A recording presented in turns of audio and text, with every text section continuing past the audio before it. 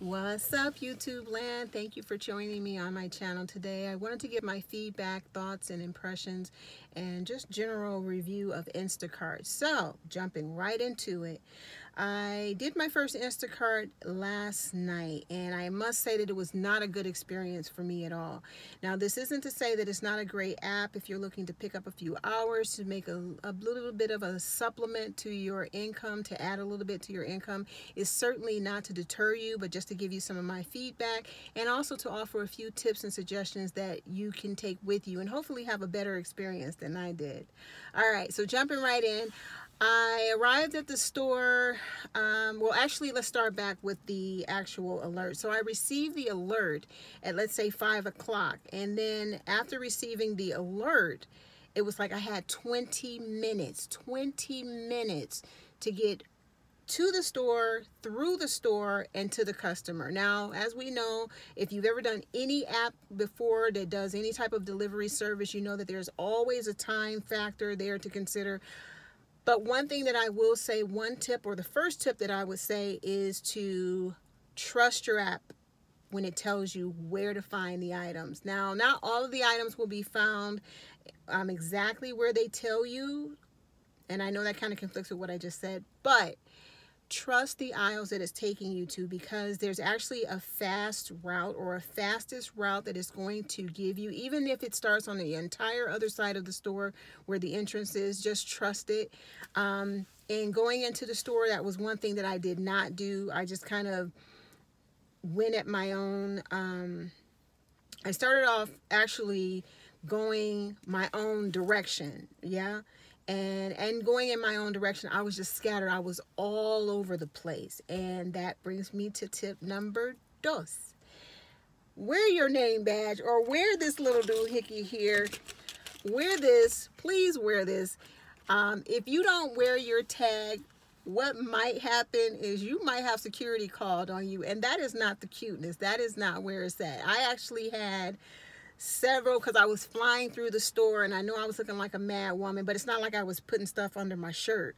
But still, there were several security calls overhead, and I didn't peep it until I left. And then I was talking to my daughter, who was there to help me, and she was just kind of like, did you notice all that activity and how it was happening all around us, and we didn't even know about it? So please do wear your InstaCart lanyards, or your InstaCart name badges, or your InstaCart shirts if you have those as well. So definitely do that. Trust the route. It will save you time. Now, what made my experience not such a good experience is because, so I received my first alert again at 5 o'clock. I arrived, I had 20 minutes. I arrived at the store. It was only 18 items, but probably 12 items in, and a lot of sweat. Okay. I received a text that said that the order had been canceled. Oh, and not only had the order been canceled due to some kind of fraud on the side of, I think, the side of the customer. I can't really understand the text, but it was canceled, not only for that reason, but it was canceled, and immediately following, I received another order. So it was just kind of like, before I could even put the first order down, I received a second order and had to start the process all over again. I think I was given another 15 minutes at that time because I was already at the store.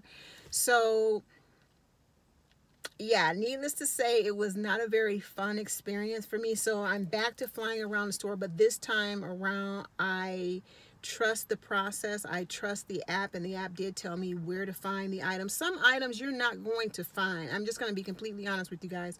Some items you are not going to find exactly where the app tells you to go, but trust it. I'm telling you, it'll at least get you in the right area. So it is a little bit frustrating when you get to aisle 13 and the thing has been moved to aisle 6, which is halfway across the store.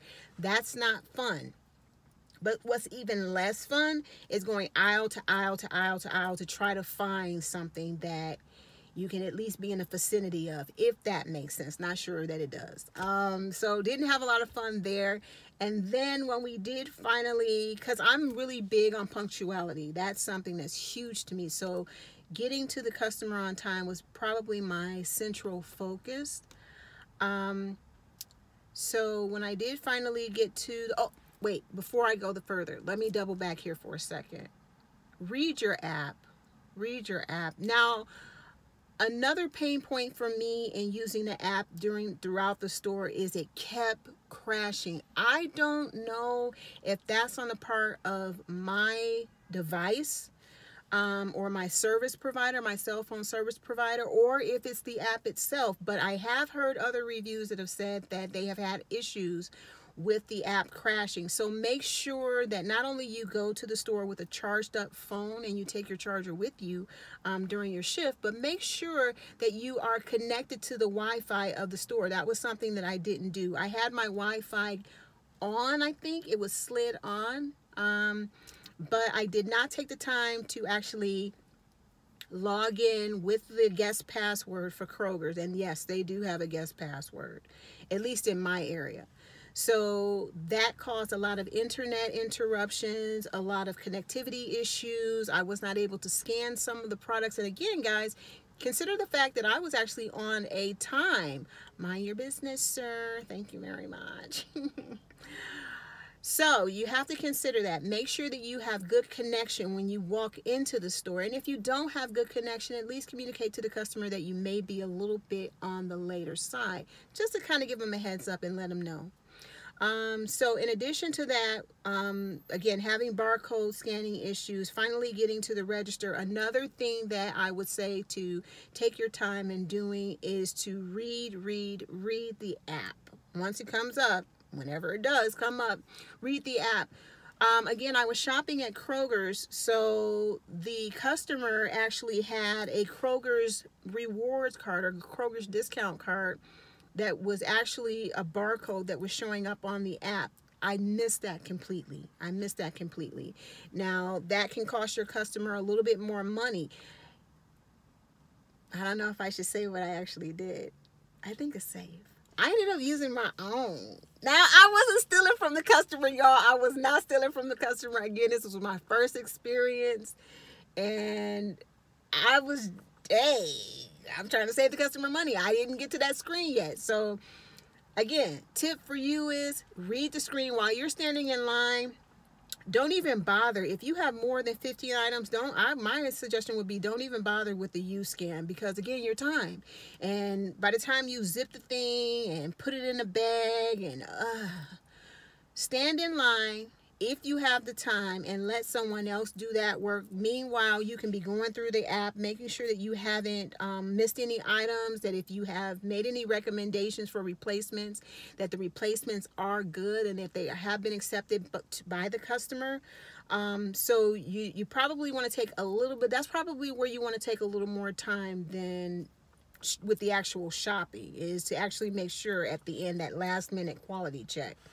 So again, take the time, use the app, look at the app, find out what the customer discounts are. If the customer does have coupons, I don't know if they can enter them there, but if they do have a store card, use the store card that's actually showing on the app before you bone out and stab it to the customer. So we finally punch it to the customer. I was probably about 2 or 3 minutes late, which it really got up under my skin and made me crazy. But hey, it is what it is. At least we arrived, okay? So then we finally did get to the customer, and the customer was in an apartment, which did not have an entrance that was anywhere near the parking lot. And they were located on the second floor of a building that did not have an elevator. So yeah, it was real fun times and about 97-degree weather. But I'm not complaining. Again, these are things to just kind of help you consider your route before you start. Things that could have made that trip a lot better is if we had something to, well, first of all, it was a partnership. So again, it was myself and my daughter at that time. So thank God I didn't have to kind of go back and forth to the car to unload and to pick up and do all of that. She was there to help me with all of the groceries and all of that. So that was perfect. But had she not been there, that would have been like 2, maybe 3 trips to the car. So what you want to consider is, if that is the case and you do have to make several trips, if it's just yourself that's working, try to do something like invest in maybe a cart. I think that they have them like at the dollar store or something. You see those little push carts that you can fold up and put in your closet. Or I don't think that bag is good. They have like a laundry bag too. But whatever it is, take the time to invest in it. And in addition to that, parking. Now, I don't know. I know with some of my other delivery services or some of my other courier services, there are like little things and little notes that you can leave on your car. You can actually purchase those that say something like, be back in a few minutes, just ran. And it'll have like the company logo on it. So people, or, you know, parking ticket masters is what I call them, ticket masters. But they're probably called ticket engineers or something fancy. I don't know. The fuckers that give you them tickets, them peoples. Yeah, them. It lets them know that you're going to come right back out, so they don't have to waste time ticketing you. I did not have that for InstaCart, but do consider that, because if you need to park far away from the entrance and you think that just throwing on your hazards is going to do it, honey, and you come back out to a ticket or a boot, that shit is not cute. That is not cute. Not for what I'm about to tell you next is how much I got paid. So take the time to, again, look for parking. Do not risk it. Don't even risk it. I'm telling you, until you get it down cold where you know for certain that your car is not going to be ticketed, or you're in an area that you're familiar with, or if you have that little logo that you can include, or a tag you can include in your car to say, I'll be right back, and that can save you, and you're sure about that. All right, then do it. All right, so we get up to the second floor. We drop off the customers' groceries. Again, I'm new at this, so I'm not really familiar with what the protocol is. What I do know is that I'm not about to unpack anybody's groceries and put it in their cabinets. That's what I knows. But she kind of opened the door. She was like, hi. And I was like, hi. And I asked her, I was like, so where would you like them set? And she just kind of like stood back from the door, and I'm like, okay. So I was like, is this good? 2 or 3 feet away from the door, because, honey, I'm not about to walk all up in your crib. That ain't my thing, all right? I ain't Alice, and I sure ain't Florence. So I dropped the bags off. Thank you. Have a good day. It's been a pleasure. Hope you cart again, or hope you shop again with us. Got back in the car, looked at the app. It didn't show anything. And that's one thing, that's one of the other pain points that I don't like about Instacart, is that it does not immediately show you, like some of the other apps, how much you're getting paid for the trip. Now, yes, if you know the app, if you've taken the time to look through all of the details and all of the paperwork, you probably have a strong idea of how much your flat delivery rate is, how much per mile, and however they pay you.